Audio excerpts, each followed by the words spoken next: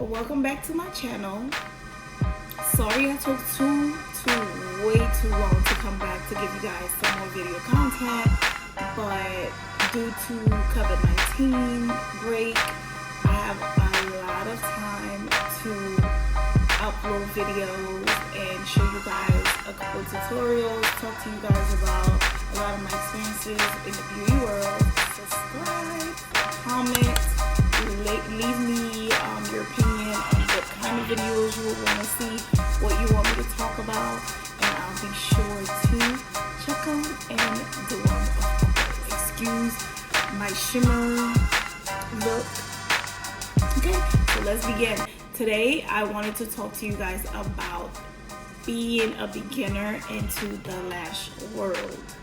Believe me, it is not easy and it's not for everybody. I think it's not for everybody. A lot of the beginner lash techs come in, a lot of them stay and a lot of them go. So make sure you continue to watch this video, give a thumbs up, subscribe, comment, and let's start.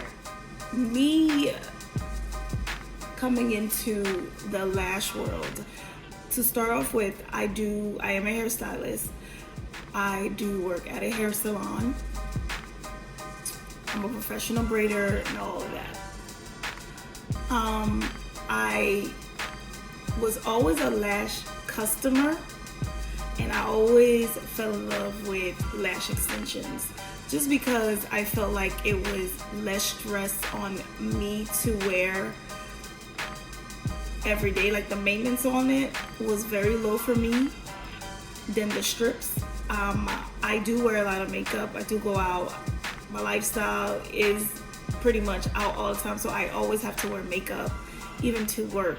I am in the beauty industry, so I definitely fell in love with the lash extension. I started wearing them years back when they first started. And my first lash tech was Extreme Lash Tech, and she did such a great job. It's literally when they had the glue that wasn't like fast drying glue. It literally would take like the first 72 hours, I think, the first 72 or 48 hours. Like you really needed to like stay away from steam, not showering and all of that stuff. So after wearing it for so long and having different experiences with different lash artists, I decided that I wanted to get into it because a lot of the lash artists that I've came across wouldn't, to me, in my opinion, on my eyes, they wouldn't do a good job. Like, because when I started wearing them back in the days, it used to actually stay on my eyes, and I used to like go to my lash tech once a month, like every 3 weeks, to get a refill. You know, that's what I'm used to. I'm not used to going to a lash tech every week, every 2 weeks, you know, just to get a touch up. And I mean, I ain't got it like that. So I want to keep all my coins in my wallet as much as I can, especially now with the whole COVID-19, no job, a lot of people are unemployed and all that stuff. So I like to keep my money in my wallet. Interest in getting into it come from my own experience. So what I did not like, I wanted to make sure that me as a lash artist, I would offer the best and the best and the best product. Retention, lashes, I mean the whole experience. What I would love to experience is exactly what I wanted to give to my clients. So I am going to talk to you guys about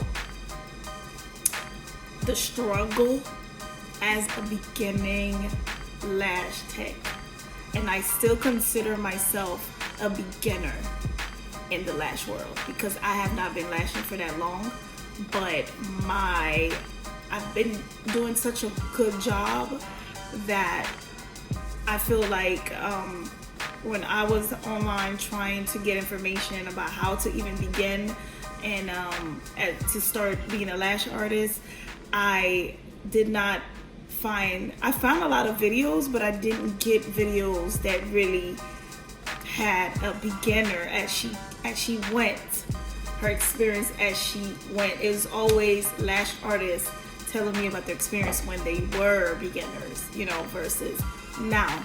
So this is for my beginner lash artists to experience this lash world with me at the same time. Everything I learn, everything that's new, I'm going to definitely do a video on my experience, and I'm definitely gonna put pictures up to show you my progress, because I think it's very important to help new lash techs that are coming into this industry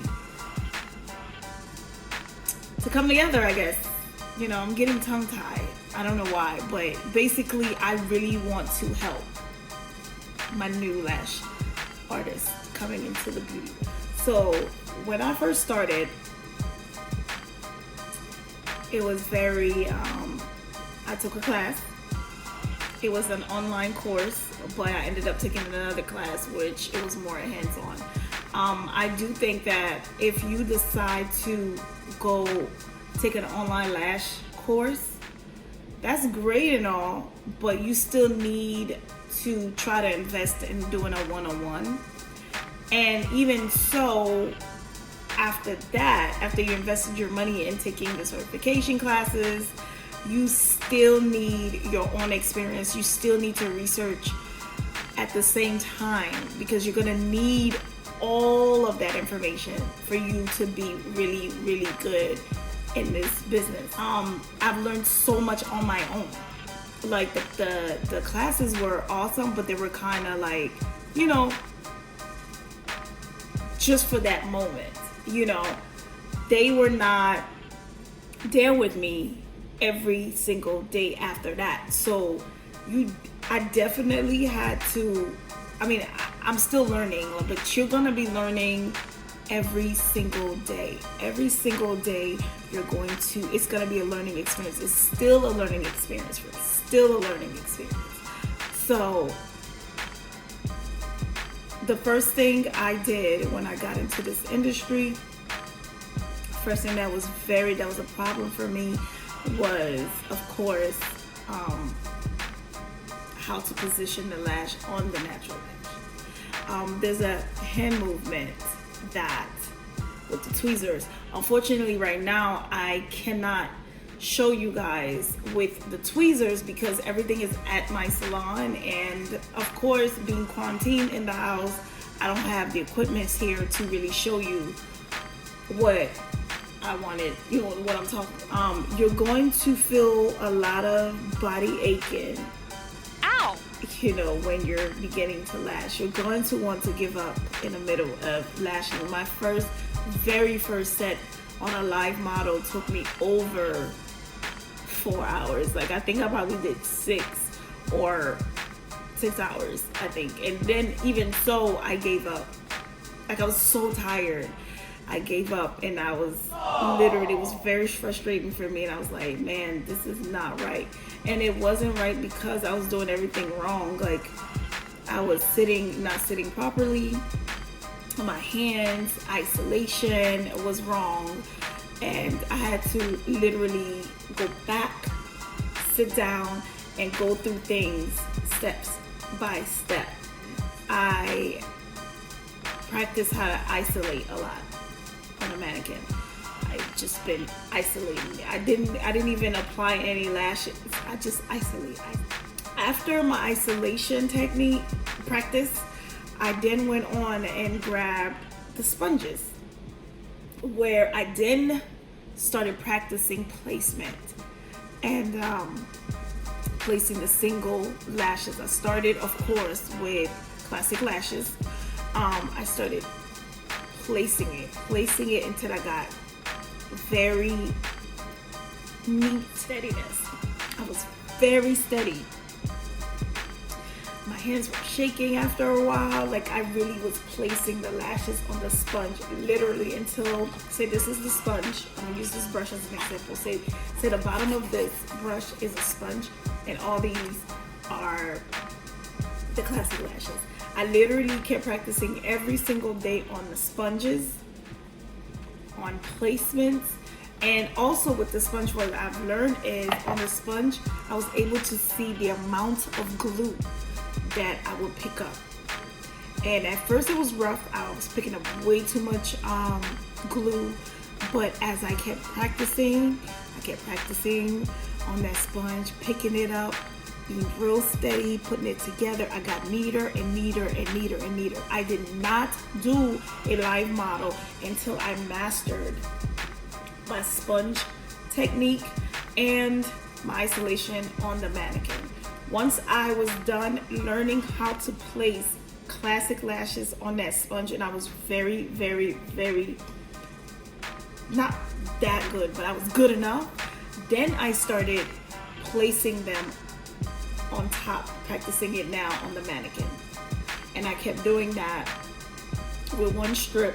Then after I started practicing doing that every single day until it was easy for me to just place those classic lashes on the strip lash that's on the mannequin.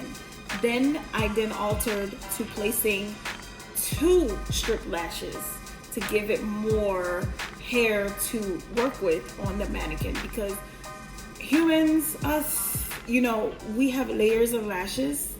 Because aside from practicing, when I was reading on it, I then realized that, you know, we have layers of lashes. We have lots of lashes, layers of lashes, curly lashes, and everything. So once I kept practicing with the 2 strips, then I added 3 strips, and then I was good with that. Once I mastered applying the lashes on top of that, then I started working with wispy lashes, because wispy lashes have a lot of short, long, medium, curly, you know, different type of lashes. So I started buying almost difficult lash strips to work on, and when I was able to master that, then I used what I learned hands-on with my lash instructor, and then I did my first lash live model. And I would tell you that I didn't realize that doing it on a live model is totally different than doing it on a mannequin. So now I'm finding myself with a big challenge, because I'm like, oh my god, this has nothing. It helped, but it's like a live model is totally different. Like, you're dealing with lashes, you know, if your client slept or didn't brush her hair, her lashes properly, you're gonna find yourself dealing with lashes that are facing the opposite way, you know. So we don't want to do that. I told her that I am a new lash tech and it is gonna take longer than normal, but just be patient. I started with friends, of course, so she didn't mind. She helped me out by participating and laying down for hours, and she got to get free lashes, a free lash set. So yeah, so it was very challenging, and I'm going to definitely post another video getting into details about my experience on the live model, like as far as the different techniques that I've used. I'm also going to upload a video on the type of lashes that I like, because as a beginning lash tech, you're going to go through a lot of different brands of lashes, of glue. So I'm gonna definitely get in depth with that. I'm gonna upload a video about getting more focus on the tweezers, another video focusing on the glue, another video focusing on the lashes. So definitely leave a comment to let me know how I did on this intro to my experience as a beginner lash tech. And comment, subscribe, definitely help me out. And I'm definitely gonna just look out for these other videos and stay tuned. I cannot wait to show you guys my experience. So thank you for watching. See you next time.